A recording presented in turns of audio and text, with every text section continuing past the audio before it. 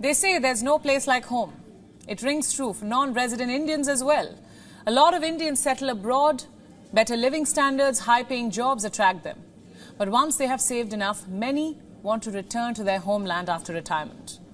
Look at this survey now by a fintech platform. It shows at least 60% of the non-resident Indians living in the US, Canada, the UK, Australia and Singapore want to come back to India to spend their golden years. Let's take a look at some more figures.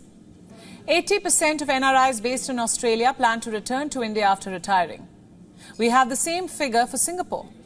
From the US, 75% of NRIs want to come back. From the UK, the figure stands at 70%. From Canada, it is 63%. So why do so many Indians want to come back home?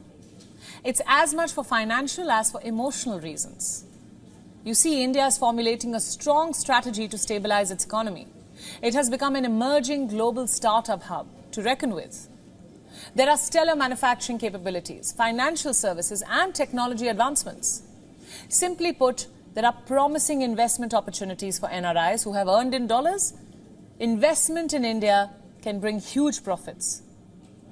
In fact, a whopping 72% of NRIs believe that India has a stable investment avenue. They are bullish on India's growth.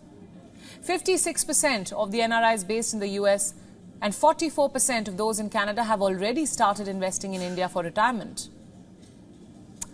Then, of course, there is low cost of living. NRIs who have earned in dollars all their life and have thousands saved up in their retirement funds can afford a better life in India. Much better. In fact, far better than they would have in the United States or even the United Kingdom. Why do I say that? Because inflation is already soaring in the West. People are struggling to make ends meet. After retirement, when there are no monthly paychecks and only bills to pay, NRIs would be financially better off in India. There is also better and more accessible healthcare. In America, the average wait time for emergency room is 145 minutes. In the UK, it's 70 minutes. In fact, last year, nearly 40% of NHS hospital departments in England had an average treatment waiting time of more than 18 weeks. For some, it was well over 30 weeks. In India, the waiting period lies between 15 and 20 minutes. So where would you want to live? Especially at an age when you'd be more vulnerable and would need more medical attention. Of course, at a place where you have better access to medical care. Not somewhere that you'd have to wait for weeks to see a doctor's face. Then there is the emotional factor. Indians go abroad and build a new life, but often their families are left behind. And why just families? Also their friends, their culture, their childhood memories.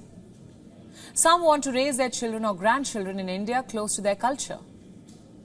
You see, a lot of Indians move to foreign countries every year. Reports say the figure lies between 1 and 2.5 million. As of data from 2020, 18 million Indians live abroad. India has the largest diaspora population in the world. Because of this trend, with doctors, engineers and tech-savvy individuals moving out, India has grappled with brain drain.